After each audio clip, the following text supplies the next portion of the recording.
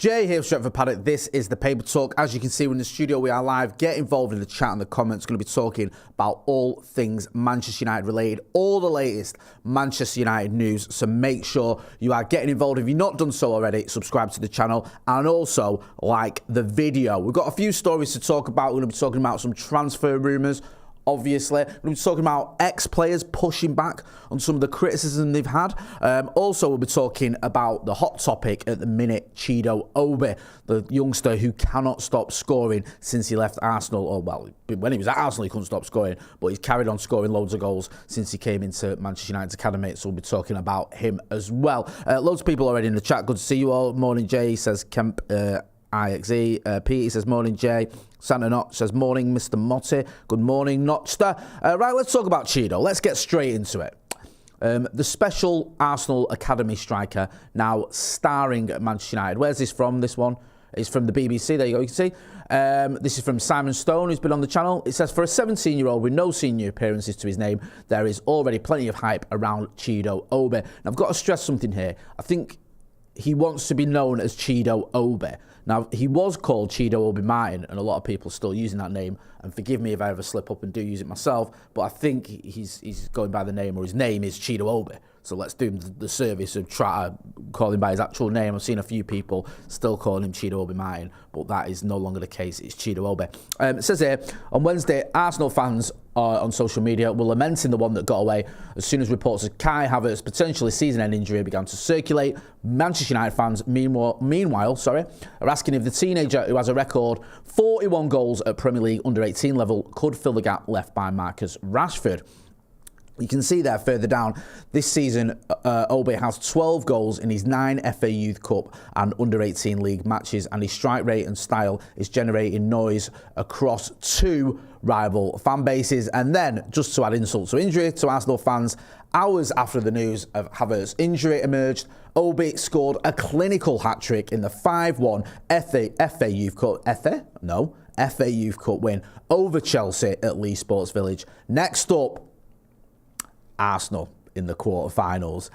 United manager Ruben Amorim was cautious when asked directly about Obi before last weekend's victory over Leicester, given the shortage of goals and attacking options of his squad. He's doing his job. He's improving and playing in the youth teams. We will see at the end of the season. Now, we spoke to Finn, Academy Scoop, quite a lot about Chido Obi. Let's not forget, Finn broke the story of Chido going from Arsenal to United. He was the one that had that story. He worked on it. He broke it. And the likes of Ornstein, the likes of Fabrizio Romano, name-checked Finn when they reported that story themselves. They was like, as per Academy Scoop, it was his story. He got it. So he's all over this, Finn. He knows about Chido. He's been watching him for a little while. And he waxes lyrical about him, as pretty much anyone does who watches him. Anyone who watches this lad can't help but be impressed. His goal-scoring record is phenomenal. He absolutely bangs in the goals. We've got a tweet, I think, from Finn here. And Finn, what Finn was saying here is, you've got to recognise the hard work that's going in the academy. Listen, there's lots of things to hate on Manchester United about at the minute. The performances in the first team aren't great. There's a lot of turmoil going on upstairs. We've seen more cuts. There's a lot of negativity, a lot of negative energy, if I can say that, around Manchester United at the minute.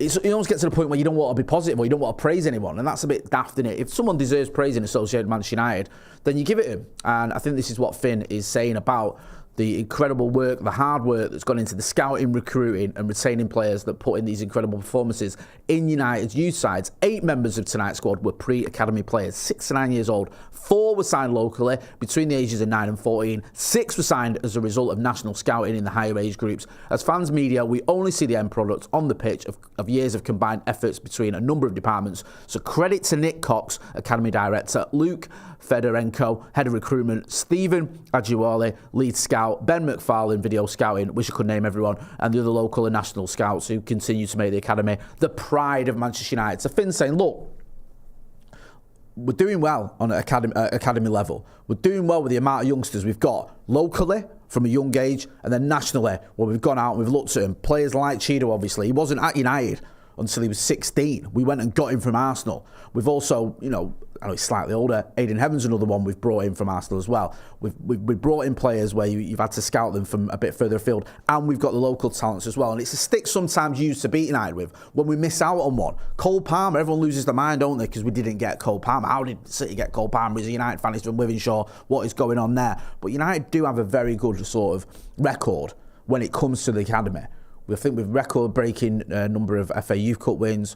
You know the record from the amount of times we've had an academy member in the first team squad. I think it goes back to 1930 or the 1930s. So that's obviously a big sort of asset to the club. And hopefully Chido can be one of those. Now, it is sort of difficult not to get too carried away and not to just say, just throw him in. We can't score goals for love and money. This kid bangs in goals every week. Just put him in the first team. The one issue I would say with this is, I think almost any striker would struggle at United at the minute.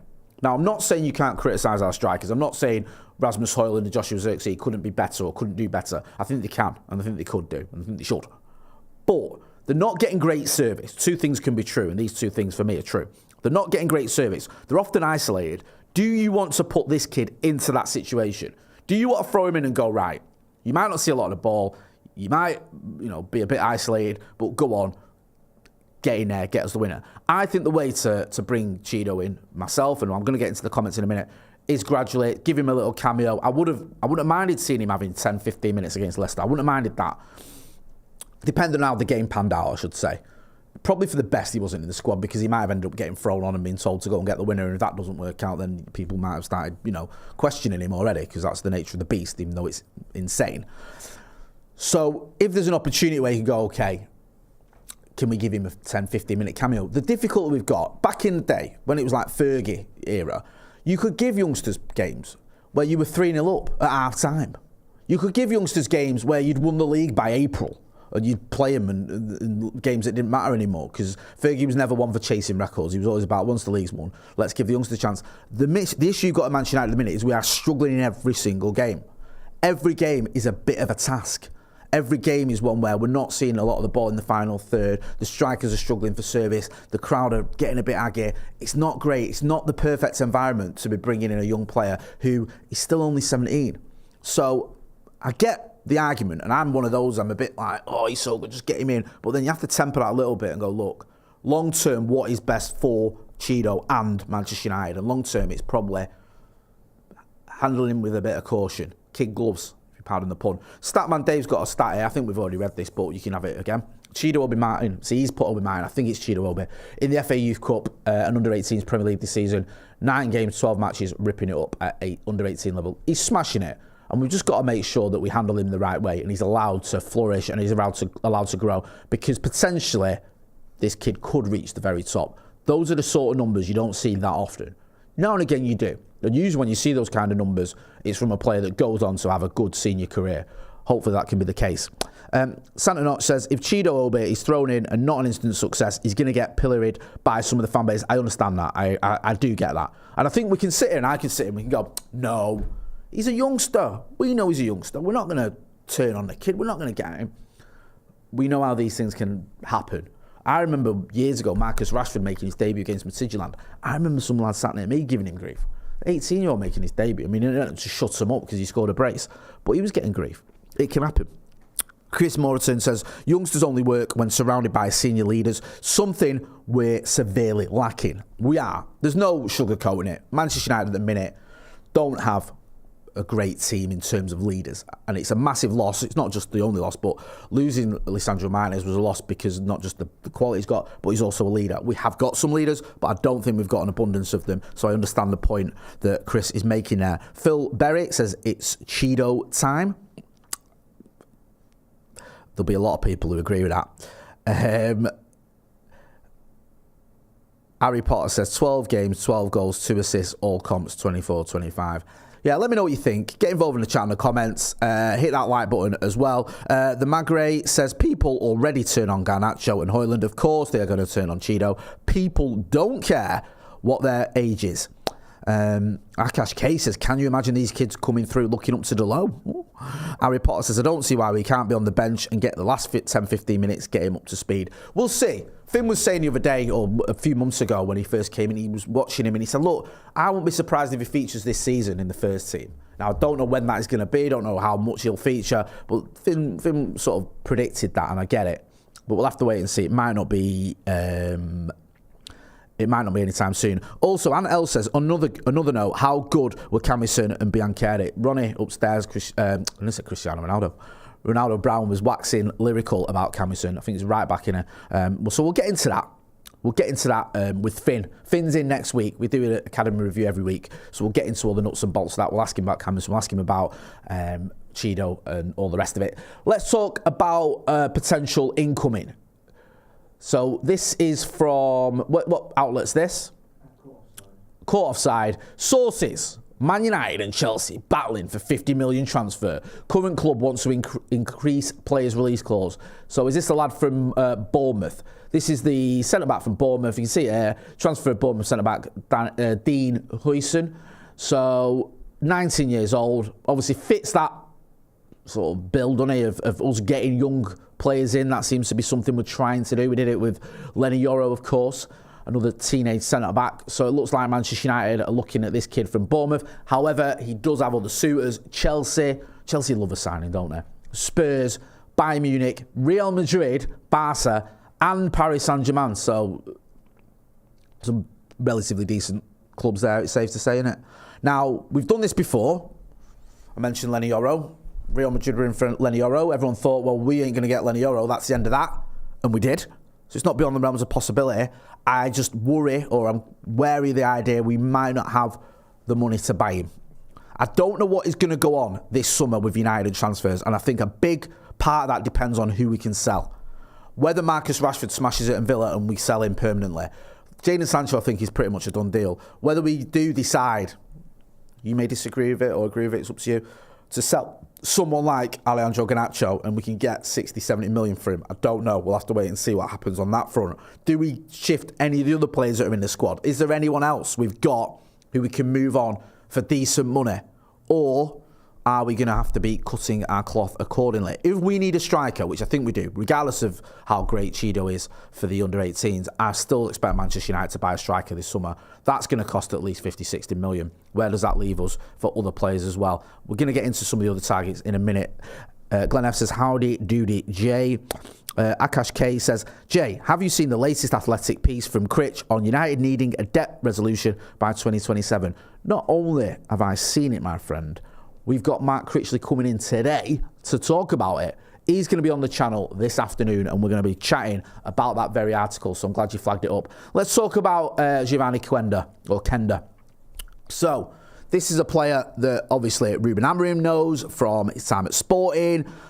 This is from, is it the Standard, this? Yeah. See how I recognised it from the font? Manchester United seal Quenda deal. Did they though? Do we? It's a day ago, but we're going to get into it. Manchester United have already tied up their first deal of the summer transfer window. According to a bowler, really, Geovany Quenda's move to Old Trafford is considered a done deal for 50 million. Now, we've had a lot of reports that United are going to go in for him, that Ruben Amorim sees him as a key to the way he wants to play, and he's a player that obviously brought into the Sporting side at a very young age. I think he's still only a kid, but he was 17 when he made his debut, and then he was pretty much in the team for good. So it would make sense that we're in for him. We spoke about this briefly on Transfers Live last night. My only sort of query about this is all roads seem to point to Victor Gyökeres as a potential United signing this summer.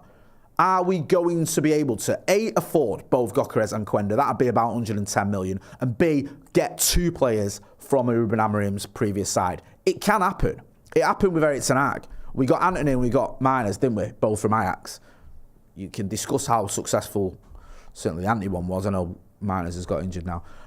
Those signings were, but it happened. Also, Akash K has gifted 20 Stretford Paddock memberships. Well done, Akash. We appreciate your support, bro. Absolutely smashing it. So we'll have to wait and see whether we can get both those players, whether we indeed do go for Victor Gyökeres, whether we go for Quenda as well. I don't know. I'm not hanging my hat on that story, to be honest with you. No disrespect to the Standard or a bowler, but I don't know much about that publication, and it's not one where you go, oh, well, Ornstein said it.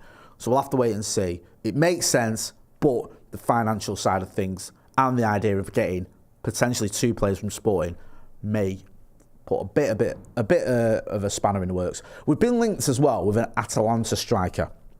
So it says here, this is from Manchester Evening News and it's come from Foot Mercato. United will reportedly rival Arsenal for Atalanta forward Mateo Retegui. French outlet Foot Mercato claimed that the Reds have been impressed by his impressive... That is a terrible sentence, right? Claim that the Reds have been impressed by his impressive performances. That is shocking, yeah? If you're studying journalism or you just like reading, that isn't a great sentence. Been impressed by his impressive performances. Yes, they've impressed us. He's very impressive. Terrible. The striker is having a great season with 23 goals scored already. It is said that the Gunners, Aston Villa and Paris Saint-Germain are also interested. So, look, let's have a little bit of a butcher's up at this kid. So, obviously, he's been banging in the goals. 23 and 34. How old is he? He's 25. I'm not completely against that. However, I would err slightly on the side of caution for several reasons. One, Atalanta don't tend to let players go on the cheap. We know that from experience.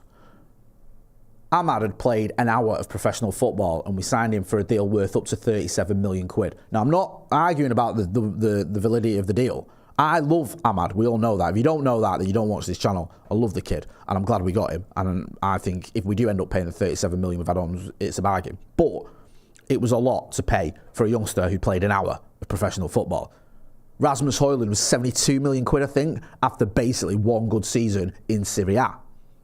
Now, again, you may argue it will be worth it. It will turn out to be a good deal. At the minute, the jury's out, I think it's safe to say, on whether that was a good deal for Manchester United.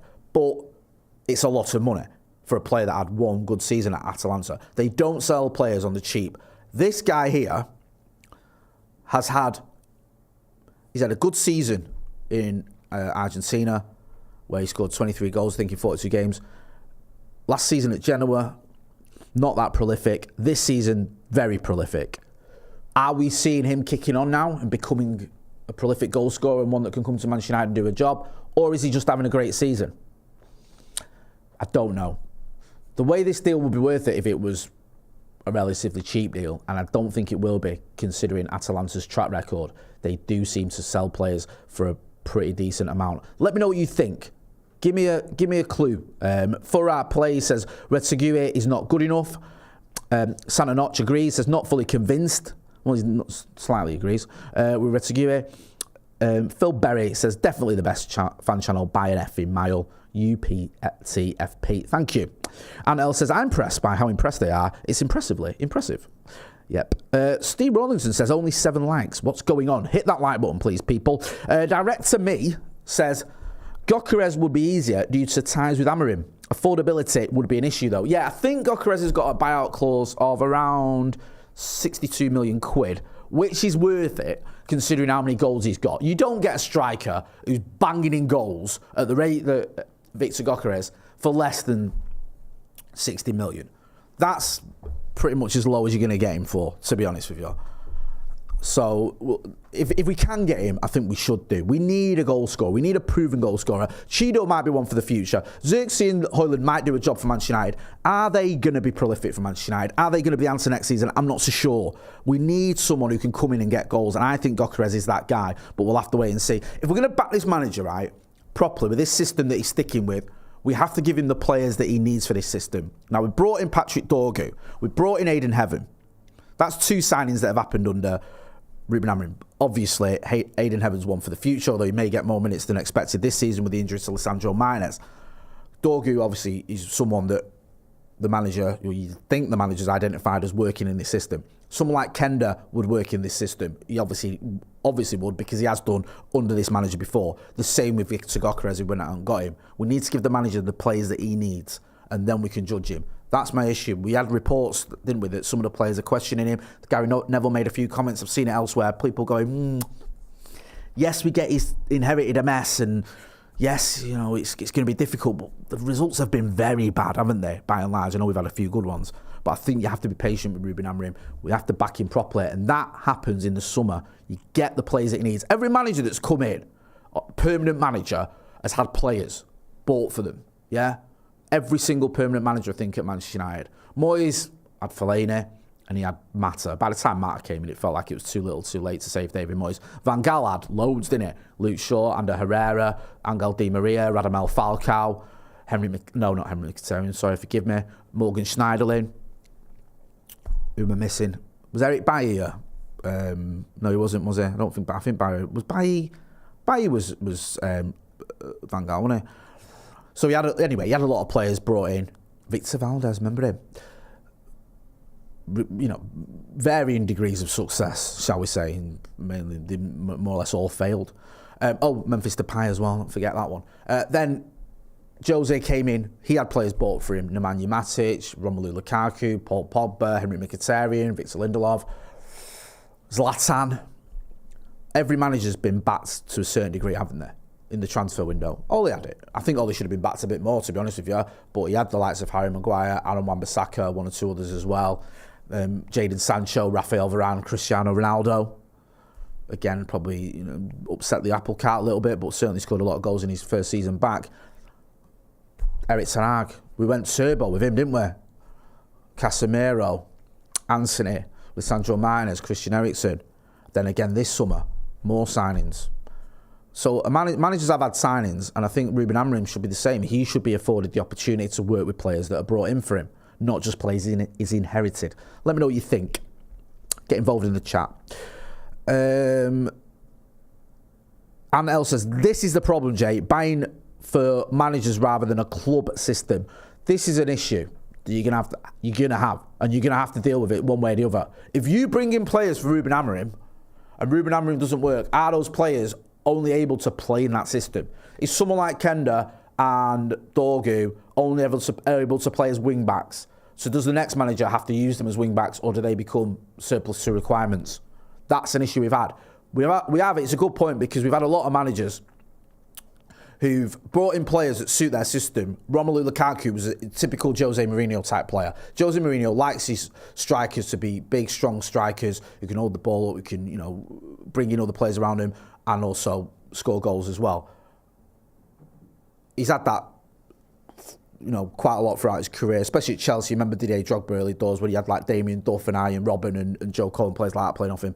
You bring in someone like Romelu Lukaku, you bring in Nemanja Matic, who's a player that obviously Jose had worked with at Chelsea and wanted to bring him. You bring in one or two others, then Ole comes in, Alexis Sanchez, and Ole goes, right, I don't really fancy Lukaku, I don't really fancy Alexis Sanchez. He brings in his own players.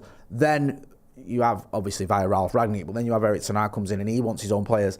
You get into this vicious cycle, don't you? You need a continuation to happen. So if, and it's a big if, I don't want to get ahead of myself, if you bring in players for Ruben Amorim, for that system, and it doesn't work out with Ruben Amorim, do you then need to go and get a manager who plays a similar system? Because this whole idea that no one plays 3-4-3 is nonsense, or 3-4-2-1. They do. Other managers do play it. It's not the most common tactic, I'll admit, but other managers do play it. We saw it, was it Oliver Glasner at Palace played it against United the other day. So it happens. Is that what we're going to have to do? It's something to worth considering. It's a great point. Let's talk about Jesse Lingard. Jesse Lingard furiously hits back to respond to Marcus Rashford and Paul Pogba theory.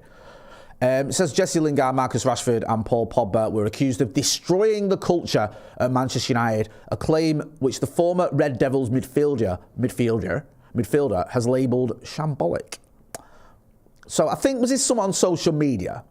Yeah, so Lingard, who captains K-League giant Seoul, had been alerted to a post on X, Twitter, from December criticising the trio. And it said, him, Pogba and Rashford destroyed the culture. Even Rooney admitted it. The fan claimed he was let have his own culture. He was let have his own culture with those other two vultures after Sir Alex left. I don't know if that's quite correct. In response, Lingard asked, please explain how me, Paul and Marcus destroyed Manchester United's culture. And then another supporter backed the 32-year-time England international. Lol, we was just enjoying our life if we played for the biggest club in the world. Of course we made mistakes and we learn, but we're going to have fun and smile and dance. When another supporter backed him, this is what Jesse Lingard replied to that.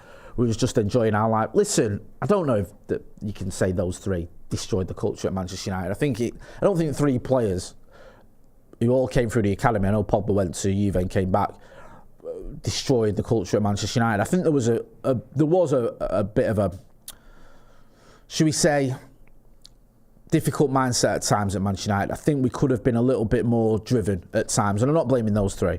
I think if you look at the standards at Manchester United, they fell off when Fergie left.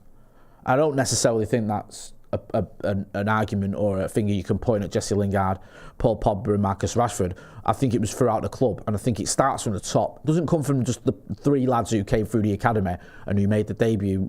Well, Marcus played when he was 18, Jesse was a bit older because he's been on loan a few times. I don't think you can say it's all on them. I don't think that's all. I think it's you sort of standards was set by Sir Alex Ferguson. He maintained those levels, and the players knew when you played for Fergie, that was the standard.